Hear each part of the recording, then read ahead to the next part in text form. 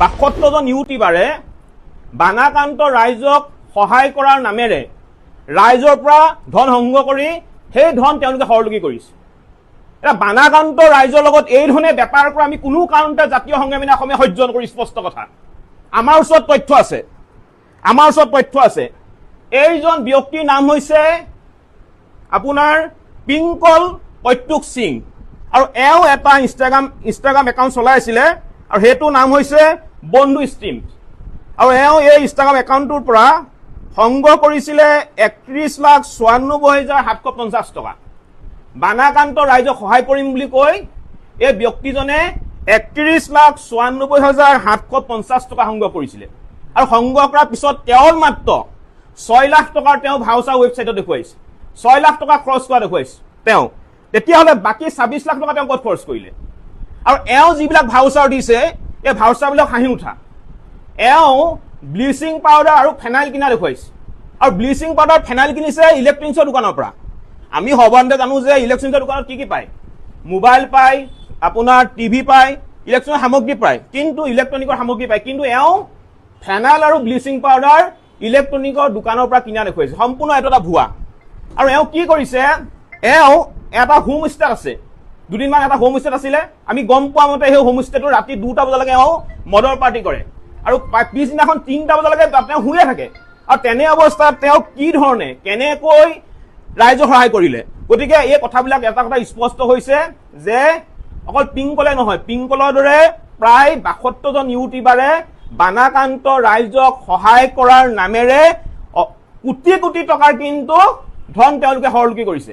গতিকে আমাৰ জাতীয় সংগ্ৰামী অসমৰ এটা কথা স্পষ্ট, বানপানীত বহুতে নিজৰ পিতৃ হেৰুৱাবলগীয়া হৈছে, বহুতে নিজৰ মাতৃ হেৰুৱাবলগীয়া হৈছে, বহুতে নিজৰ সন্তানক হেৰুৱাবলগীয়া হৈছে। গতিকে বানাকান্ত ৰাইজৰ লগত এই ধৰণৰ লৰা ধামেলি আমি কোনো কাৰণতে কেতিয়াও সহ্য নকৰো। গতিকে আপোনালোকৰ সংবাদ মাধ্যমৰ জৰিয়তে আমি মুখ্যমন্ত্ৰী মহোদয় এটা অনুৰোধ জনাইছো, অতি শীঘ্ৰেই এই ৬২ জন ইউটিউবাৰৰ বিৰুদ্ধে মুখ্যমন্ত্ৰীয়ে এক উচ্চ CBI তদন্ত ঘোষণা কৰিব লাগিব। অন্যথা এটা কথা স্পষ্ট, এই ৬২ জন ইউটিউবাৰক আমি য'তে পাম আমি জাতীয় সংগ্ৰামী অসমে কিন্তু আমাৰ কেইবাজনো ভাইটি ভণ্টি নতুন ইউটিউবাৰ, ষ্ট্ৰীমাৰ, ইনফ্লুৱেঞ্চাৰ তেওঁলোকে তাৎক্ষণিকভাৱে বানপানী হোৱাৰ লগে লগে তেওঁলোকে বহুত পইচা অনলাইন সাহায্য দিবৰ বাবে তেওঁলোকে কালেকশ্যন কৰিলে আৰু ৰাইজে তেওঁলোকক পূৰ্ণ সহযোগ দিলে আৰু বহুত লাখ লাখ টকা উঠিছে। কাৰোবাৰ একাউণ্টত ১০ লাখ, কাৰোবাৰ একাউণ্টত ২০ লাখ, কাৰোবাৰ ৪০ লাখ। এতিয়া চবেই অভিযোগ আনি আছে, মই ছ'চিয়েল মিডিয়াতো দেখিছোঁ আৰু বহুতে মোক পাৰ্চনেলি ফোন কৰিও কৈছে যে এনেকুৱা দাদা ই এনেকুৱা কৈছে, ই তেনেকুৱা কৈছে। এতিয়া কাৰ কথাতনো বিশ্বাস কৰিম? কোনোবা এজন ইউটিউবাৰ নে ষ্ট্ৰীমাৰ তেওঁলোকৰ একাউণ্টত হেনো ২৫-২৬ লাখ টকামান জমা হৈ আছে, কিন্তু তেওঁলোকে খৰচ কৰিব পৰা নাই বা জনা নাই, হোৱাট এভাৰ। কিন্তু কথাটো হৈছে যে যদি তোমালোকে বস্তুখিনি কৰিব পৰা নাই আৰু বোলে ৫ লাখ মান টকাৰ যি খৰচ হিচাপ তেওঁলোকে দিছে, তাতেও বোলে ইলেক্ট্ৰনিক্সৰ দোকানৰ পৰা ফেনাইল কিনা বা তেনেকুৱা ধৰণৰ কিবা কিবি অভিযোগ আনিছে। মই বহুত ভালকৈ দেখা নাই বস্তুটো। আৰু বহুত ইউটিউবাৰ দুই এটাক দেখিছোঁ ঘৰ চৰ বনাই দি মানুহে বহুত ইম'চনেলো হৈছে দেখি পেলাই কাম কৰা, বহুতে জেনুইনলি কৰি আছে। দুই এজনে অকণমান ড্ৰামে বাজিও কৰি আছে। এতিয়া তেওঁলোকে ভাবে যে তেওঁলোকক দেখিলে বা ভিডিঅ' দেখিলে আমি বুজি নাপাওঁ বুলি। হয়তো সাধাৰণ মানুহে কেতিয়াবা বুজি পাওঁতে অকণমান সময় লাগি যায়। আমি বহুত মানুহ লগ পাওঁ, কোনে জেনুইনলি কৰি আছে, কোনে অকণমান ড্ৰামে বাজি কৰি আছে, কোনে কি কৰি আছে। আৰু মই চবকে এইকেইদিন চাই আছোঁ, সঁচাকৈ চাই আছোঁ। মানে কোনে কি কৰি আছে, অকল চৰকাৰক চাই আছোঁ তেনেকুৱা নহয়, আমাৰ মানুহখিনিকো চাই আছোঁ কোনে কি কৰিছে। অৰুণাচল ব্যক্তিয়ে বাৰে বাৰে মিচিংসকলক টৰ্চাৰ কৰি আছে, বাৰে বাৰে মিচিংসকলক অশান্তি কৰি আছে। তেখেতলোকে ভূমি বিবাদকে লৈ বা আন কিছু ৰিজনক লৈ তেখেতলোকে সদায় মিচিং মানুহক টাৰ্গেট কৰি থাকে। এইকেইদিন আপোনালোকে নিশ্চয় দেখিছে গোগামুখত, মিংমাঙত, অসম অৰুণাচল সীমান্তত কোন বহি আছে? মিচিংসকল বহি আছে আৰু আদি মিচিং ভাই বুলি কৈ থাকে তেখেতলোকে। কিন্তু আজি আমাৰ মিচিং জাতিক, অসমীয়াক তেখেতলোকে কি কৰিছে? জীৱ জন্তুক খেদাৰ দৰে তেখেতলোকে গুলীচুট কৰিছে। তাৰ প্ৰতিবাদত সমগ্ৰ অসমতে TMPকে চেলুট জনাইছোঁ। TMPকে যিহেতু মিচিং জাতিৰ ছাত্ৰ সংগঠন, তেখেতলোকে প্ৰটেষ্ট কৰিছে। বিনা দোষত আলোচনা কৰিম বুলি মাতি আনি কিয় তেখেতলোকে গুলীচুট কৰিব? নিশ্চয় এই ডিচিশ্যনটোৰ ৰং আছিলে আৰু সেই তাৰ প্ৰতিবাদত সমগ্ৰ অসমত অসম অৰুণাচল বৰ্ডাৰ আছে সকলোখিনিতে TMPকে লোকসকলে মিচিং জাতিৰ সংগঠনৰ লোকসকলে আজি পথ অৱৰোধ কৰি আছে কাৰণ বাধ্যতামূলক হৈছে তেখেতলোকে বাৰে বাৰে মিচিঙক অত্যাচাৰ কৰিছে মিচিং জাতিক অত্যাচাৰ কৰি থাকিব আমিবোৰ কি চাই থাকিম নেকি মিচিং জাতিয়ে কি চাই থাকিম নেকি কেনিবাকে ভগৱানৰ কৃপাত কেনিবাকে তেখেতলোকে মৃত্যু নহ'ল যদি মৃত্যু হোৱাহেঁতেন অৰুণাচল চৰকাৰে এতিয়াও তেখেতলোকৰ দুখ স্বীকাৰ কৰা নাই আৰু তেখেতলোকক যিবিলাক দুৰ্বৃত্তই নহয় তেখেতলোক এটা টেৰৰিষ্ট হয় তেখেতলোকে হাতে হাতে বন্দুক লৈ নিৰীহ জনতাৰ ওপৰত তেখেতলোকে গুলীচুট কৰিব আমি হজম কৰি থাকিম আমি সহ্য কৰি থাকিম শান্তি শৃংখলাভাৱে তেখেতলোকে সীমা বিবাদটো নিষ্পত্তি কৰিব লাগিছিলে অসম চৰকাৰেই হওক বা অৰুণাচল চৰকাৰেই হওক কিন্তু তেখেতলোকে সেইটো কাম নকৰি নিৰীহ জনতাৰ ওপৰত তেখেতলোকে অত্যাচাৰ কৰি আছে আদি মিচিং কিহৰ ভাই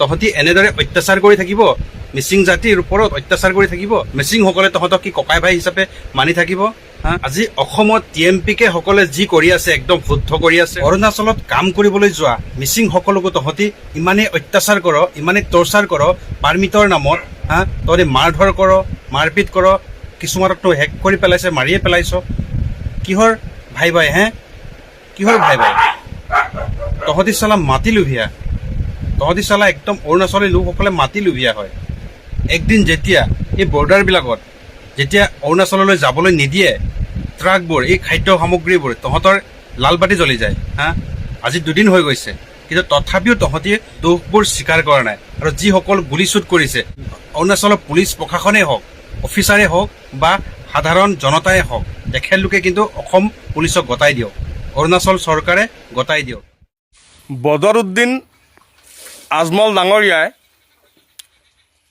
ইমান দূৰৰ পৰা আহি পেলাই আমাৰ শিৱসাগৰত সাহায্য দিলেহি সহায় ক'লেহি আমাৰ যিখিনি মানুহ দুখত পৰি আছিলে সেইখিনি মানুহক কিবা এটা সহায় কৰিলেহি সেই সহায়টোক লৈ আমাৰ কিছুমান মানুহে এনেকুৱা মন্তব্য দিছে শুনিবলৈ আচলতে দুখ লাগিছে আৰু সেইকেইজন মানুহক মোৰ ফালৰ পৰাও মই কৈছোঁ যে সেইকেইজন মানুহে এনেকুৱা কথা কোৱাৰ কোনো যোগ্য নহয় মূল কথাটো আপোনাক কোনোবাই বিপদৰ সময়ত সহায় কৰিব আৰু আপুনি সেই মানুহজনক হাতেৰে এষাৰ নমস্কাৰো হয়তো আপুনি জনাব নহয় আপুনি ভৰিত হ'লেও চুব কাৰণ আপুনি ইমান ডাঙৰ বিপদ এটাৰ পৰা আপুনি কিবা এটা হ'লেও সকাহ পাইছে আপুনি সেই মানুহজনক আপুনি ভৰিত ধৰা কি তেওঁ সম্পূৰ্ণ তেওঁ কিবা এটা যদি বেলেগ কিবা এটা কাম কৰিবলৈ ক'লেও আপুনি কৰিব লাগিব আজি সেই মানুহজনে তেওঁতো কোৱা নাই নহয় মই যে পইচা আমুক কি টকা তহঁতক দিছোঁ তহঁতক কিবা এটা খাবলৈ কিবা এটা সহায় কৰিছোঁ মোৰ ভৰিত ধৰ বুলি সেই মানুহজনে কৈছিলে নেকি নাই কোৱা নহয় সেইটো কোনো এজন যেনেকুৱা মানুহ হ'লেও নকয় কোনকেইজনে ক'ব গম পায় যোনকেইজনে তেওঁৰ পিছত এতিয়া লাগিছে যে ক্ষমা খুজিব লাগিব কিবা এইটো কোনো যুক্তিসংগত নহয় আপোনালোকে মানুহক সহায় কৰিলে কোনোবাই কিবা এটা কৰিলে মানে হিংসা দেখাটো এইটো এটা বৰ বেয়া মহাপাপ হয় এইটো মানুহে কোনোবাই কাৰোবাক সহায় কৰাটো কি অপৰাধ নেকি যোনেই নহওক আপোনাৰ মুছলিম হওক হিন্দু হওক যোনেই নহওক মই কোনো কাৰোবাক কোনোবাই কিবা এটা সহায় কৰাটো সেইটো আপোনালোকে এনেকুৱা বেয়া কথা কৰি মানুহ এজনক মানসিকভাৱে দুৰ্বল কৰি পেলাব নালাগে ইমান বয়সস্থ মানুহ এজন হওক মুছলিম মানুহে হওক মুছলিমে হওক আগ্ৰাসন কৰা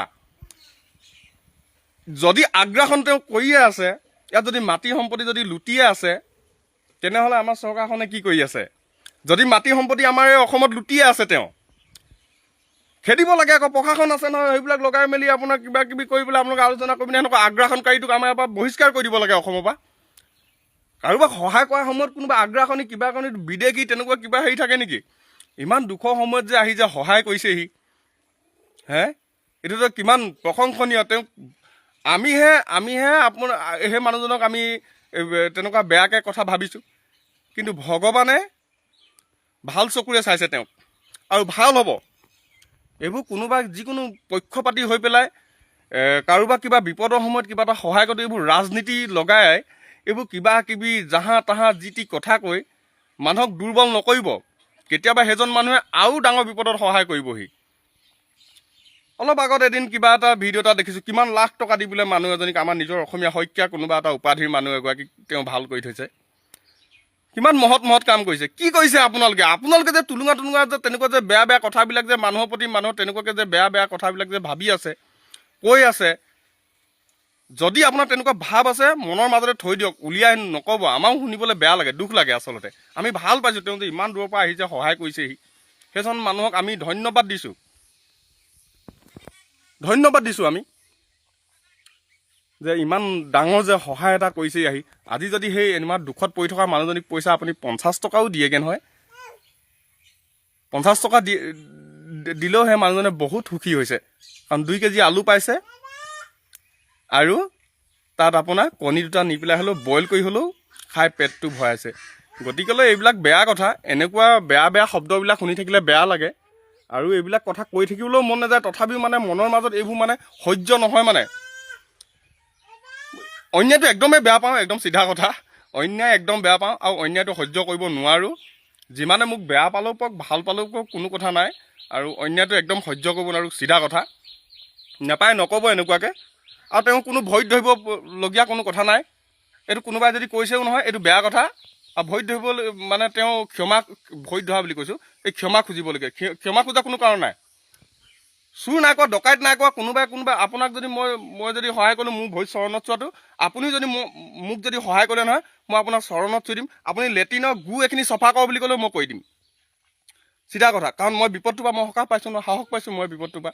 আপুনি মোক উদ্ধাৰ কৰিছে। গতিকেলৈ এইবোৰ বেয়া কথা, এইবোৰ শুনিবলৈও দুখ লাগে। নমস্কাৰ, সত্যৰঞ্জন বৰা। দেৰিকৈ হ'লেও অসম চৰকাৰ ক'ৰবাত সাৰ পোৱা যেন অনুভৱ হৈছে। টোপনিৰ পৰা, কুম্ভকৰ্ণ নিদ্ৰাৰ পৰা। হাতীশিলা ইক' চেঞ্চিটিভ জোন গুৱাহাটী মহানগৰৰ পৰা অকণমান, দিছপুৰৰ পৰা অকণমান 9-10-15 কিলোমিটাৰ আঁতৰত। সেই হাতীশিলা ইক' চেঞ্চিটিভ জোনৰ ওপৰতেই, ইক' চেঞ্চিটিভ জোনৰ ভিতৰতে হাতীশিলা পাহাৰটোৰ ওপৰত, য'ত প্ৰাকৃতিকভাৱে নিৰ্মিত গণেশ মন্দিৰ আছে, তাৰ ওপৰত ইছমাইলুৰ ৰহমানে প্ৰকাণ্ড বিল্ডিং বনাই দিলে। 10 মহলীয়া 3টা ব্লক। তাৰপিছতো কাৰো গাত লগা নাই। কথাবিলাক আমি ক'লোঁ, চিঞৰ বাখৰ কৰিলোঁ, নাই। চবলৈ লিখিলোঁ, PCCF ফৰেষ্টৰ ডিপাৰ্টমেণ্টত লিখিলোঁ, DCক লিখিলোঁ, DC নিজে ইক' চেঞ্চিটিভ জোন মনিটৰিং কমিটিৰ চেয়াৰমেন তেওঁক লিখিলোঁ, মুখ্যমন্ত্ৰীক লিখিলোঁ, ফৰেষ্ট মিনিষ্টাৰক লিখিলোঁ, কাৰো গা নলৰিলে। তাৰপিছত ধাৰাবাহিকভাৱে বাতৰি প্ৰচাৰ হ'বলৈ ধৰিলে।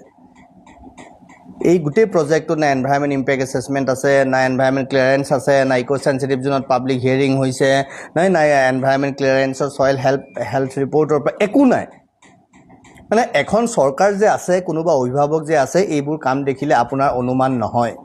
এনেকুৱা লাগে যেন কোনোবা বেপাৰী কেইটামান বহি আছে, যিকেইটা বেপাৰীক দিছে যে তই মোক অংশ দে, শ্বেয়াৰ দে, মইতো গোটেই পাৰ্মিশ্যনটো দি দিম।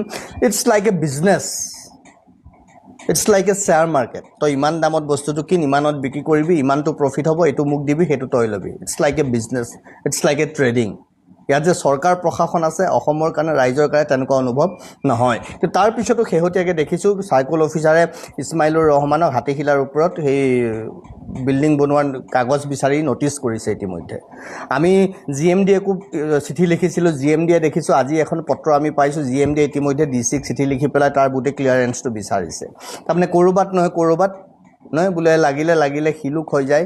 অন্ততঃ আমি লাগি থাকোঁতে ক'ৰবাত গোটেই প্ৰক্ৰিয়াটো হৈছে। গতিকে মই সকলোকে ধন্যবাদ আৰু কৃতজ্ঞতা জ্ঞাপন কৰিছোঁ, সংবাদ মাধ্যমক ধন্যবাদ, কৃতজ্ঞতা জ্ঞাপন কৰোঁ। তেওঁলোকক কৈছোঁ 17 তাৰিখে আমাৰ 1 মাহ সময় কমপ্লিট হ'ব আমি চিঠি লিখাৰ পৰা। 17 তাৰিখৰ ভিতৰত যদি আপোনালোকে একো নকৰে, তেতিয়াহ'লে কিন্তু আমি নিজে কিবা ব্যৱস্থা ল'ব লাগিব। আপোনালোকে যদি বুলডোজাৰ লগাবলৈ বেয়া পায়, হয় আমাক কাগজ দিয়ক, নথি পত্ৰ দিয়ক, নহয় বুলডোজাৰ লগাওক, ভাঙি পেলাওক। কাৰণ ইতিমধ্যে প্ৰমাণ হৈ গৈছে, আমি যি সন্দেহ কৰিছিলোঁ যে ওপৰত বিল্ডিং নিৰ্মাণ হোৱাৰ কাৰণে ইতিমধ্যে গণেশ মন্দিৰত লেতেৰা বোকা হৈ পেলাই নষ্ট হৈ গৈছে। বোকা পানী পৰিছে, পূজা কৰিব পৰা ব্যৱস্থা নাই। বাৰে প্ৰকৃতি ধ্বংস কৰি, উন্নয়নৰ দোহাই দি প্ৰকৃতি ধ্বংস কৰা সহ্য নহ'ব। তদুপৰি ই আমাৰ সনাতনত আঘাত কৰিছে, আমাৰ বিশ্বাসক আঘাত কৰিছে। পুনৰ ৰাম মন্দিৰত দৰে ঘটনা, মানে 1951 চনৰ ৰাম মন্দিৰ, বাবৰি মছজিদৰ ঘটনা হোৱাটো বিচাৰে নেকি আপোনালোকে? তেনেকুৱা পৰিৱেশ সৃষ্টি কৰাটো বিচাৰে নেকি?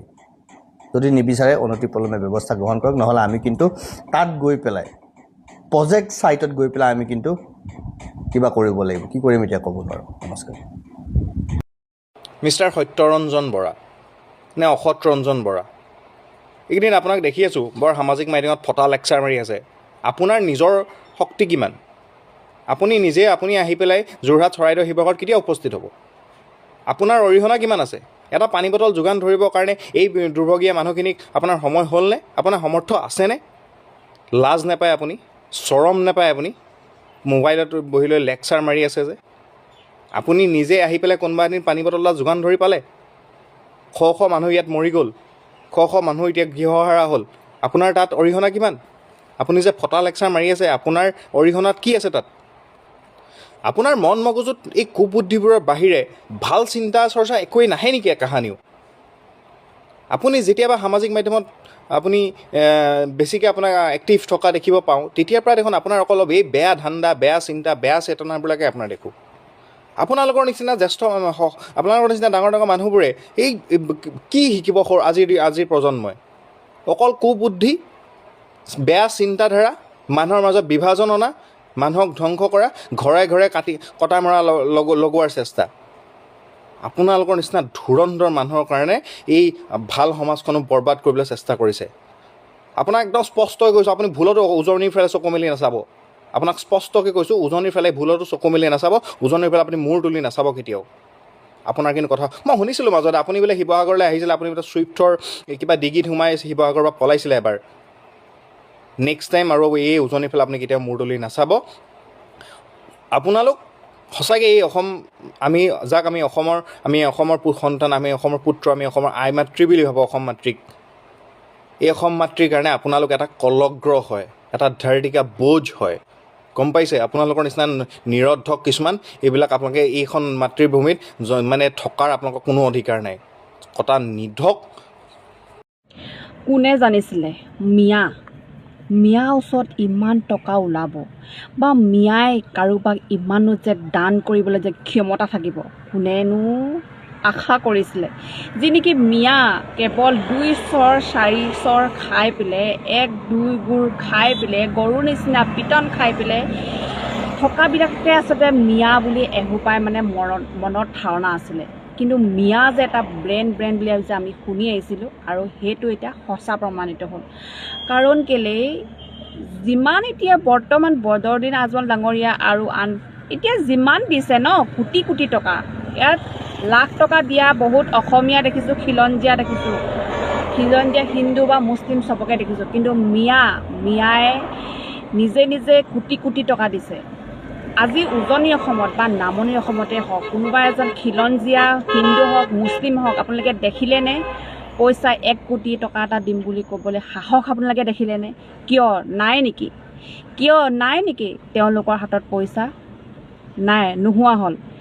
এতিয়া ক'লে কিয় লাজ পায় যে মিয়াৰ তলতহে আচলতে অসমীয়া? মিয়া বহুত ওপৰৰ হয়।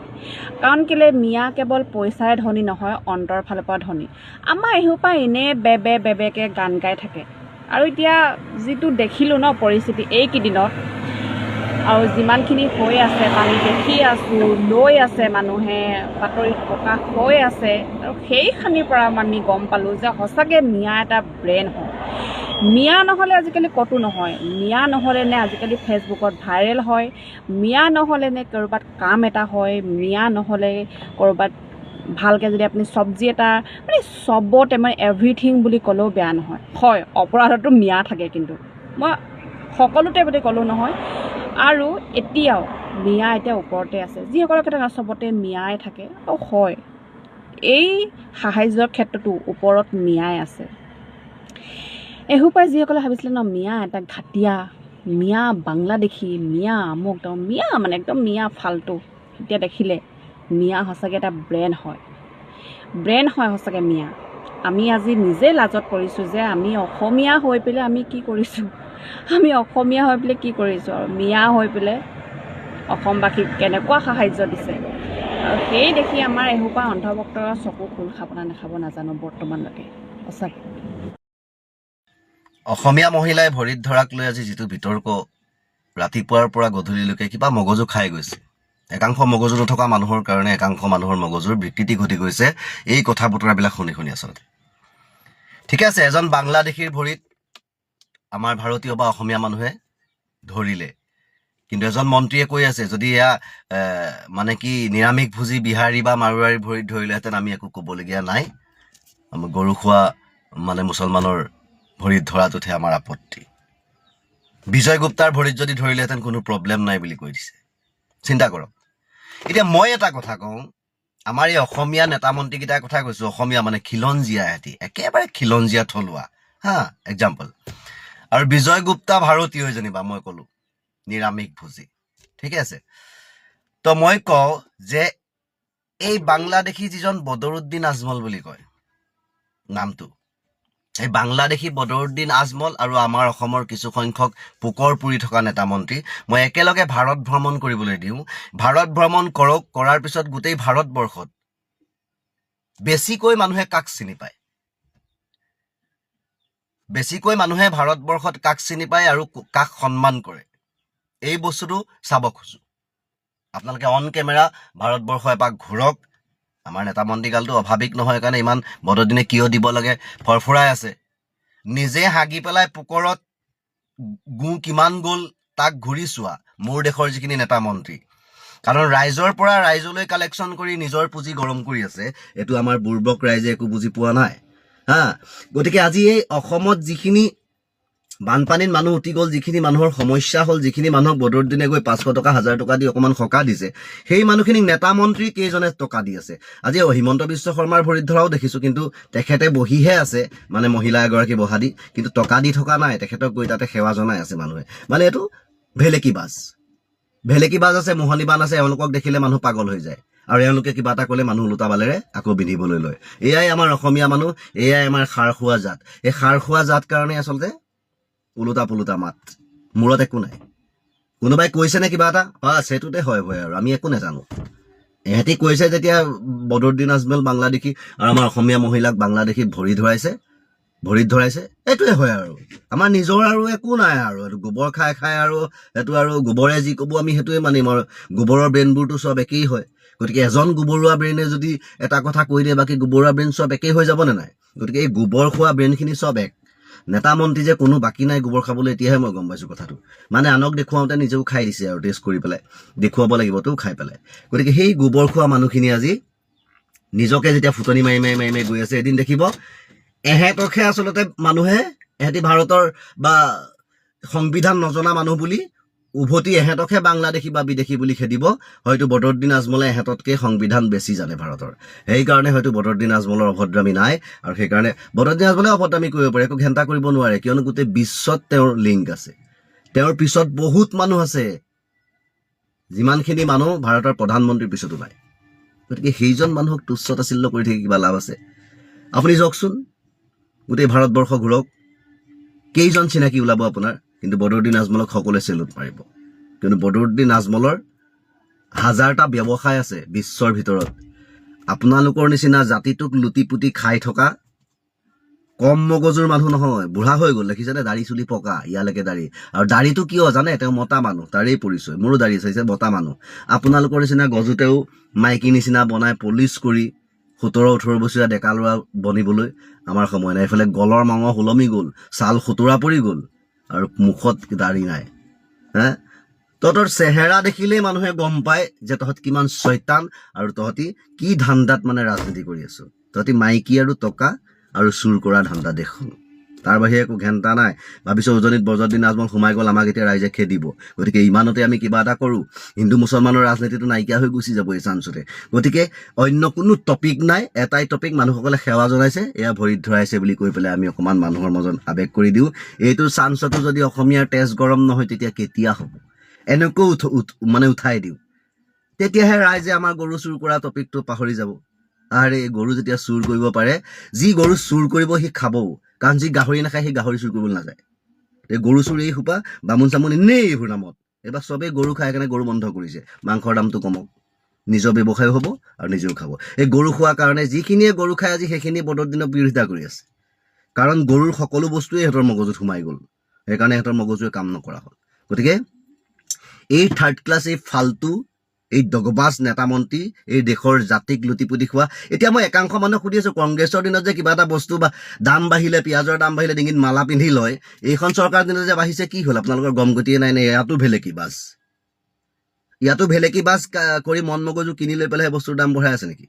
ডেইলি প্ৰতিটো বস্তুত এই 5 টকা 10 টকা 5 টকা 10 টকা বাঢ়ি বাঢ়ি এটা এটা বস্তুৰ দাম 20 টকা 25 টকা বাঢ়ি গ'ল আগতকৈ।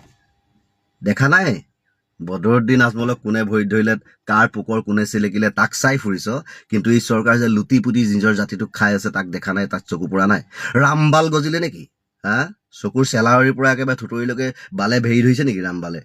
তহঁতৰ কুত্তাৰ জাতত কথা ক'ব নাজানো, ক'ত কিনি গৈছে নাজানো, এটকা পইচা আনক সহায় কৰাৰ এটা মন নাই, কঞ্জুচৰ হাৰ্দি, আৰু কোনোবাই দিয়া দেখি তহঁতৰ পকৰ ফাটিছে। হা, এইবিলাক অযথা কথা বতৰা কৈ পেলাই মানুহৰ মাজত বিভ্ৰান্তিৰ সৃষ্টি নকৰিবি, নহ'লে ঘুচিয়াই মানে চেহেৰা বদলি কৰিম, চেপ বদলি কৰিম মুখৰ, যিহেতু ময়ে আছিলো, মানে গৰুৰ মুখীয়া মানুহ গাহৰি মুখীয়া কৰি দিম, পিটি গেলা। এনেকুৱা অভদ্ৰাপী কথা বতৰা সদায় নুশুনো। তাৰমানে ফেচবুকটো খুলিছো, আমি বেলেগ কিবা এটা দেশৰ চাওঁ, কিবা এটা হেৰি পাওঁ, একেটা টপিক ডেইলি বাজি আছে, যাতে বদৰুদ্দিন আজমলে ক্ষমা নোখোজালৈকে তাৰমানে এইটো নেৰে। ক্ষমা খোজাই দিম, মই খোজাই দিম বদৰুদ্দিন আজমলক ক্ষমা। গোটেই মানে আমাৰ উজনিৰ যিমানখিনি আছে সকলো মানুহ ওলাই পেলাই বদৰুদ্দিন আজমলক ক্ষমা খোজাই দিম। কিন্তু বদৰুদ্দিন আজমলে যিমানখিনি টকা ব্যয় কৰিলে, সেই টকাখিনি যদি ক্ষমা খুজিবলৈ কোৱা মানুহখিনি আকৌ উভতাই দিব পাৰে, তেতিয়া বদৰুদ্দিন আজমলক আমি ক্ষমা খোজাবলৈ টেনশ্যন নলওঁ। কুণ্ঠা বোধেই নকৰোঁ যে আপুনি যিমান টকা দিলে উজনিৰ ৰাইজক, সকলোখিনি আমাৰ এই নেতা মন্ত্ৰীকেইজনে ঘূৰাই দিছে, সকলোখিনিয়ে আমাৰ সংগঠনৰ নেতাকেইজনে ঘূৰাই দিছে। এওঁলোকে আপুনি মানে অসমীয়া মানুহে ভৰিত ধোৱা তেওঁলোকে বিচৰা নাই, সেইকাৰণে আপোনাৰ টকাকে ঘূৰাই দিছে। আপুনি তেওঁ মানুহখিনিক ক্ষমা খোজক, যে মোক যে ভৰিত ধৰিলে তাৰ বিনিময়ত মই ক্ষমা খুজিছোঁ। তেতিয়া মানি ল'ম বৰ মতা কেলা, তেতিয়া মানি ল'ম দেশৰ জাতিৰ হকে চিন্তা কৰা মানুহ বুলি, অসমীয়া বুলি। মুখেৰে বেল বেল পেল পেল ৰাইজেও দিয়া টকাকেইটাকৰ মডেল হাউচিং বনাব খুজিছ, জাতিৰ নামত খৰচ কৰা নাই। মডেল হাউচিং বনাবি, কৈ বিদেশী আহিব তাত থাকিব, আৰু অসমীয়ালৈ উঠা পইচা কেইটকা তহঁতি সেয়া কাম কৰি আছ। আৰু কি কৈছে, বদৰুদ্দিন আজমলে সহায় কৰা দেখি তহঁতৰ পোকৰ ফাটিছে। পোকৰ ফটাৰ কাৰণে তহঁতি জ্বলি পুৰি অৱস্থা নাই। দে বদৰুদ্দিন আজমলে যিখিনি দান কৰিলে কিন্তু তহঁতি দে, ঘূৰাই দিলে বদৰুদ্দিন উজনিৰ পৰা গুচি যাব নহয়। তহঁতৰ সহায় নেদেখা দেখিহে তেওঁ বাৰে বাৰে আহি আছে। চৰকাৰে দিয়া টকাখিনি, চৰকাৰক জমা কৰা টকাখিনি চৰকাৰে হাউচিং বনাব খুজিছে, তাত খৰচা কৰা নাই। চৰকাৰ এনেকুৱা মানে অভদ্ৰ ননচেন্স চৰকাৰ, যে নামঘৰক মানে লষ্ট হোৱা টকাখিনি দিম আমি, কিন্তু মছজিদত নিদিওঁ। এয়াহে হিন্দুত্ববাদ চৰকাৰ। চালা, হিন্দুত্ববাদ যদি চৰকাৰেই হয়, তেতিয়া সেই বানপানীতো হিন্দু মানুহ বহুত উঠি গৈছে, হিন্দু মানুহ বহুতৰ কষ্ট হৈছে, তাত কিয় দিয়াগে নাই? তাতো তহঁতি হিন্দু মুছলমান চাবৰ কাৰণে আচলতে লেট কৰি দিলি, নহ'লে প্ৰথমতেই গলিহেঁতেন যে কোন কেনেকুৱা মানুহ উঠি গৈছে চাব লাগিব। সেই বদৰুদ্দিন আজমল এজন নিকা মনৰ মানুহ, সৎ মানুহ হয়, মানৱতা ধৰ্ম থকা মানুহ হয়। তেওঁ মুছলমান বুলি মিয়া বুলি ক'লে, তহঁতি ক'লে আমি নেমানো। তেওঁৰ প্ৰকৃত মানুহ হয়, মানৱ ধৰ্ম তেওঁৰ হৃদয়ত আছে। তেওঁৰ হৃদয়ত মুছলমান বা হিন্দু ধৰ্ম নাই। তহঁতৰ নিচিনা গোৰাবী নহয়, তহঁতৰ নিচিনা নিজে হাগি নিজে খোৱা এটা খেচেৰা নহয়, বুজি পালি? গতিকে আমাৰ হিন্দুৰ মাজতো বহুত হিন্দু আছে, যিখিনি হিন্দুৱে মানুহৰ হিচাপে মানে দান কৰিছে, সেইকাৰণেতো ইমান কোটি টকা চৰকাৰী সাহায্য পুঁজিত উঠিল। কিন্তু তহঁতৰ নিচিনা গোৰামী, তহঁতৰ নিচিনা নিজেই খোৱা একাংশ মন্ত্ৰীৰ মুখত মই মানে বাহিৰ মুখত থু পেলাম আচলতে, বাকীটো বাদ দে। চৰ কৰি মুতি দিওঁ তহঁতৰ নিচিনা নেতা মন্ত্ৰী একাংশৰ মুখত। সকলো নহয়, একাংশৰ কথা কৈ আছো, যি একাংশৰ মগজুত মাল নাই, গৰু মুত আৰু গোবৰ লৈ চলি আছে, সেই একাংশক কৈছো। তো জাষ্টিছ ফৰ জুবিন গাৰ্গ, জয় আই অসম।